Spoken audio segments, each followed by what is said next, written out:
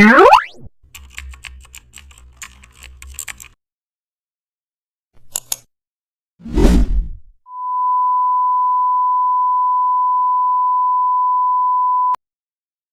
back to the channel. Don't forget to like, share and subscribe for more updates. Begin with the custom shape tool to create a 3-layered circular badge. Select a circular circle as your base. Place it centrally for symmetry. Scale it to occupy the main space. Now add a second circle inside. Drop its opacity slightly. Add a third smaller circle for inner details. Fill the outer circle with a rich gradient. Add strokes to each circle. Run all shapes perfectly. Now apply a soft shadows for dimensions.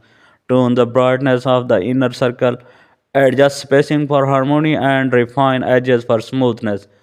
Approve the badge once all 3 layer fields